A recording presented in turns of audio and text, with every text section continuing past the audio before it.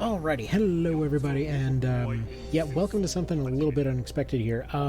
So I mentioned last time, when I was doing the comparison between the PS1 and Saturn, or not Saturn, but SNES versions of March of the Black Queen, that there was a Saturn version and I didn't know what was different about it, and it turns out just like, well actually quite a bit more than the Saturn version of Tactics Ogre. There's quite a bit different about it.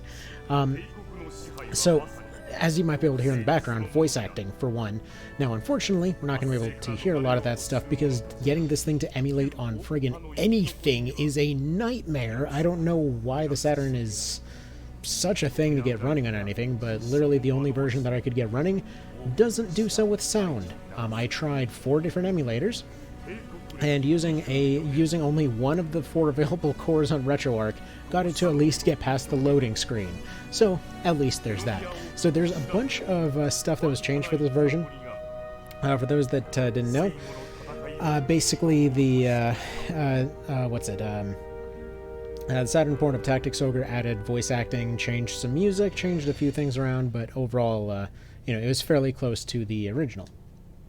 So in this one, they changed a lot. So it seems like they went a little bit farther with the customized palettes and things like that for the individual units.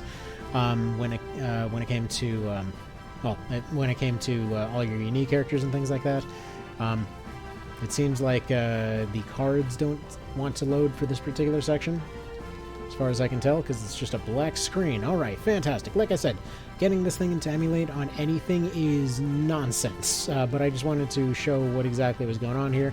Presumably it's attempting to show the, moving cards and things like that.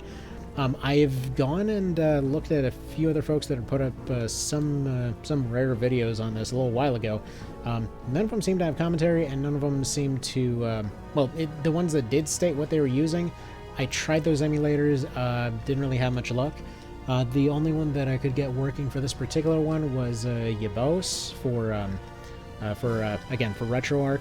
I tried using it on its own. I tried using SSF. I tried using BizHawk and stuff like that. None of them seem to want to work for whatever reason, at least not for this game. Again, your mileage may vary, but as far as I've been able to tell, yeah, it's just this that works. So I just have a soundtrack playing in the background. It is a little bit different. Actually, I suppose in this case we get to get a little bit of a sample of some of the other stuff. It's a little bit unfortunate that so much of this appears to be a black screen, but we're almost at the end of our questions here. Should have one more, and then we've got our card to pick out, so I'm just kind of mashing the button. If you're wondering, control-wise, it does seem to be the same as the PS1 version. There we go, there's our card to pick. As we can tell by the floating fairy butt. Why do you emulate so badly, Saturn? But yeah, it's a shame because the Saturn had some really cool ports, but unfortunately, aside from just vaguely having an idea of what's going on there, I don't think we're going to get a chance to see it. Yeah, there's a tiny bit of something or other showing at the very top. So there's Warren saying, hey, good luck, maybe don't get assassinated and be a dick along the way, all that kind of thing. Do we get an actual UI now? Yes. Okay. That, I don't know if that... this actually looks the same as it did before. That is a pretty gross looking menu, I gotta say. But as you can tell here, look, custom stuff here. Everybody's actually showing up instead of little gold statuettes. All your dudes are showing up as they would normally. Destin showing up all shiny in all his glory here. I don't know which version we've got here. We might have the fighter version, so he probably would be rocking the standard look here. Overall, these UI elements look way clearer than they did before, that's for sure. Now, supposedly, there's marching sounds in this. I wish I could confirm that. I cannot confirm it, unfortunately, because, again, the only version I've been able to get to run does not have sound for some dumb reason. They've got some extra animation going on in that top part there. 1 out of 3 days. Okay, so apparently they give you a counter for when you actually start losing reputation. That's a plus. Let's see, what else is new? The little meter looks pretty good there. Oh, they're so slow. Now, the load times are mentioned as a major downside for this one, which I have to say, considering most of them were permanently stuck loading nothing forever, that doesn't look great. It feels like it would have a relatively smooth frame rate, judging by the movement here. Does everything stop when you move it? Yes. Oh, that sucks. Okay. That's a bit of a bummer. On the PS1 version, you can just kind of like zoom around and zoom about all over the place. It looks like you do get the overhead. Do you get the true over? What? And ooh, that's cool. You got like a little mini map. All right, so you don't get the true overhead menu. You had that on R1. It's just like free movement version, but again, it seems to stop everything. Oh, there it is. There we go. So it just has a different transition, but it does appear to be there. I will say it looks a little crisper, I think, but it's hard to tell because, again, emulator versus Vita that I'm usually comparing it to. In fact, screw it. Got a PSP right here with some PS1 version on there. Let's get that going. Try to compare them. Yeah, this plays slow as crap, but again, this is just doing emulation. The original, I guarantee, functioned much better, and it seems like some of the ones that had compatible hardware to make this work right definitely had a better time of it, so, you know, there's that. Visually, I mean, it seems mostly like there's visual changes in this. There is, like I said, voice acting that's added to a good chunk of the lines, as far as I've been able to tell. There's normally supposed to be marching sounds and things like that going on here. And yeah, it's amazing that this version was so different. I actually tried... oh, jeez. Yeah, sorry for the random noise. Apparently I accidentally loaded a UM... Oh, God, that thing's horrible. Anyway, sorry. Busted PSP. Tried to load something. Accidentally loaded the UMD. That thing... Oh, man, that thing really needs fixing. Anywho, yeah, I tried tweeting Matsuno the other day, because he only seems to live on Twitter, as far as I'm aware. As far as I've been able to find, that's like the only time they let him out of the writing dungeon, and yeah, didn't really get any answers as far as this goes, so that's unfortunate. I do appreciate the visual differences, but yeah, as far as the skybox differences, I was told that there is a completely different skybox that's added for this one. This seems to be the same kind of general deal as you'd find on the PS1 version. So I wouldn't say that's like entirely just for this version or anything. So overall, I'd still say the PS1 version's looking the strongest, but it's really cool that this exists. Let's see, he doesn't look any different on this one. For some reason in the PS1 version, they gave him like a, I don't know, like a spike. It's technically still there looking at it right now. He still has a spike, but it's way less noticeable. I don't know. As far as I've been able to tell from his deployment screen on one of the other videos, he does come dressed in purple in this one for some reason. So, let's see. Let's get to the deployment screen. Is that him? Interestingly enough, yeah, he does look like he's in purple in this one. Maybe that was a different night that I was looking at for that one. It's unclear. We'll see if we actually get our recolorized griffins and things like that. Cool UI changes, though. Oh, they actually have proper front and back versions. That's cool. Although, wait, why exactly? It seems like, yeah, the way that they turn is a little bit odd, but that's really cool, actually. So you get to see exactly where they're going. I don't believe there's actually like a full facing system in this, though, so, you know, see that as you will.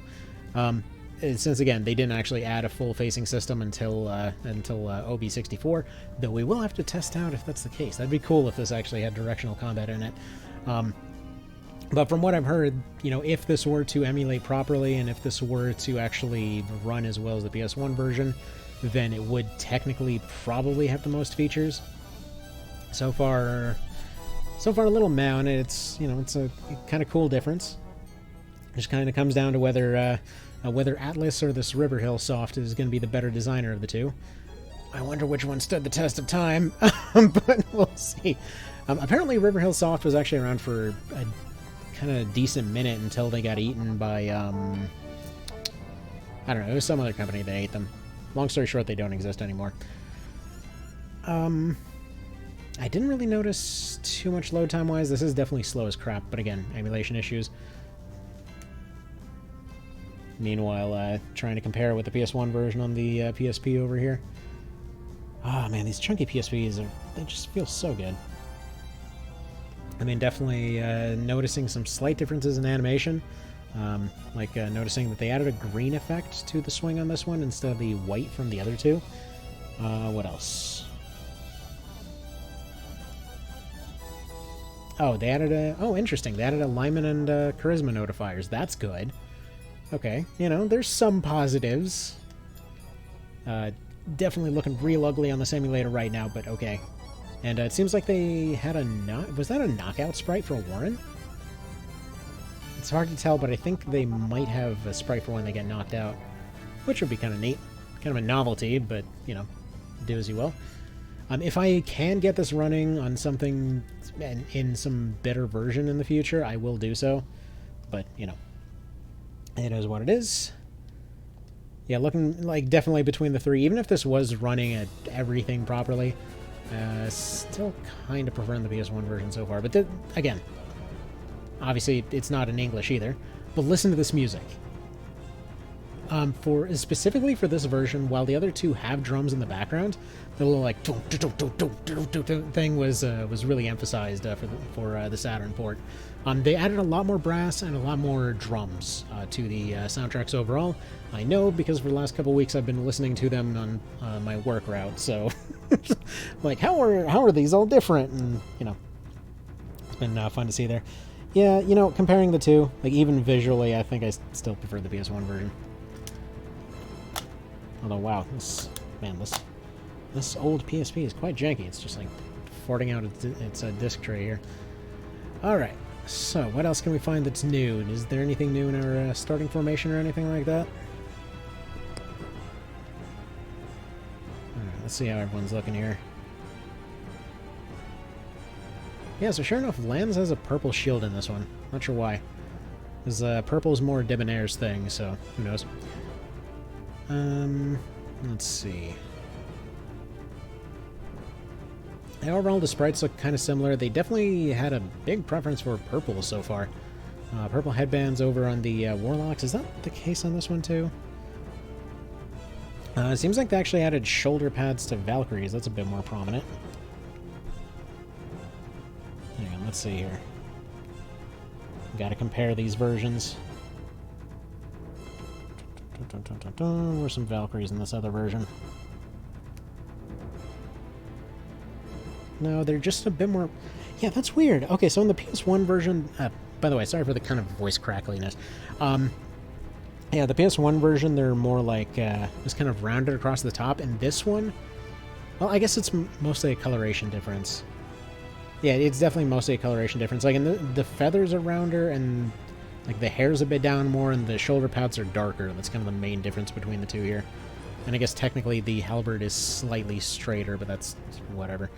Seems like they had a similar thing to the PS1 version about needing to give them Kraziers instead of Ankhs, though. So that's fun. Yeah, still holding their shields weird. Where's our Griffins? Where's our friggin' Air Force at?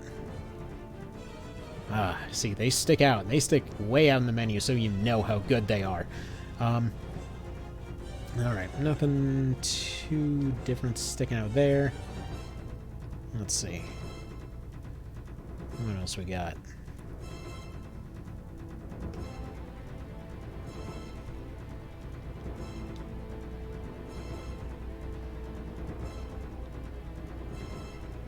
Yeah, nothing terribly unusual there.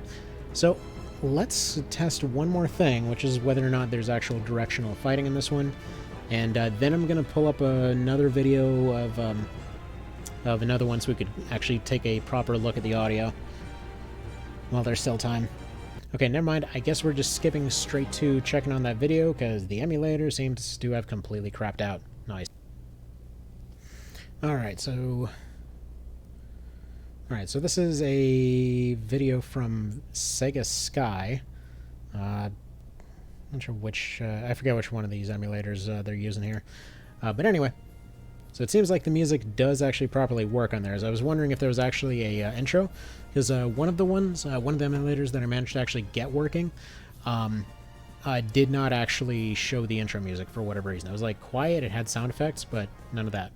So yeah, intro scene looks very similar to the SNES version. I would say this looks more like SNES than PS1.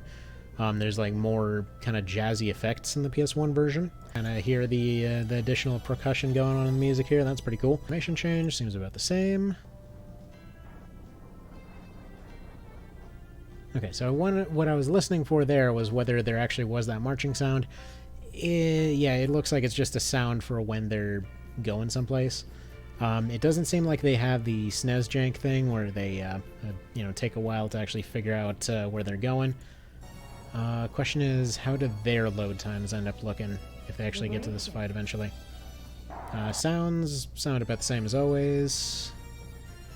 Sorry, I'm to kind of skip around. I'm assuming they probably didn't... Oh, they do have voice acting here. Nice. Well, he definitely sounds Japanese, that's for sure. So supposedly there's voice acting for most of the dialogue lines in the game, so points on them for that. What are they even doing here? I'm incredibly confused as to what their actual goal is here, but okay. There didn't seem to be load times going into the fight, at least not anything major. Let's take another peek at that. Yeah, no, that seemed just about instant. So, okay, so it seems like for actually loading into areas, there's way worse load times, but it seems like standard performance-wise, this version might be a bit of the best of both worlds, where it doesn't have the navigation jank of the SNES version, and doesn't have the battle loads of the PS1 version. The animation speeds, though, they do seem closer to the SNES version, I'd say. Actual art-wise, this looks a lot more like... I will say the PS1 version does look a lot more crisp. But, either way. Okay, they've got the slight extra animations in there as well, by the looks of it. Like, they added a few extra frames for the PS1 version. This kind of generally looks nicer. I think there's definitely a bigger emphasis on the way that the Griffin flops, which I only know in particular because in the PS1 version I always end up running a Cockatrice. Just basically go with the back row Griffin for the very start, and then once you actually want them for some decent bulk, then you put them up front once they get Cockatrice. Seems like they've got a little bit more emphasis on hit animations, but that's kind of neither here nor there. Either way, I'd still say overall probably would be sticking with the PS1 version. It is cool to see the overworld sprites as they are. That's a really solid change. I mean, technically speaking, I'm not sure it really adds that much. As the commentator had actually mentioned, it's unclear how much clarity it actually gives. I would say it doesn't really help very much just because you're only seeing the leader. So while it really doesn't do anything more in terms of identifying which squad's which. I mean, usually the backup characters are going to be just as important as the main guys that you send out. So it may occasionally help, but usually you're going to know, like, hey, you know, Warlock guy over there, he's over there. That right there, the charisma and alignment up, that I really like, though. So it's really really cool that they added that in there. That's probably like, it's really just the sprites and the alignment and charisma notifications that kind of make this one. It's good to see the counter for how many days until you start losing reputation, but I'm pretty sure most people can count to 3. You kind of get like a general internal feel as far as it goes anyway. So yeah, that's about that. Hope you all found this as interesting as I did. Like, I'm really glad this version exists. I wish we had gotten a proper, version of it. But unfortunately, we never will. It's in Japanese. I don't think anyone's going back and translating this one. Technically speaking, the original Ogre battle is probably one of the, one of the least dialogue ones in the series.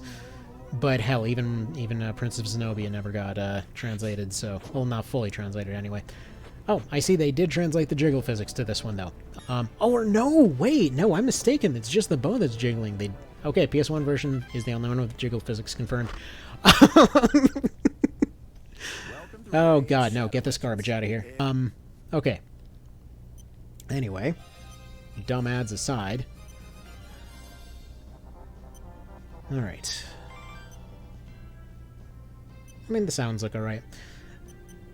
Even if this did get an English version, I think I might still stick to the PS1 version for convenience.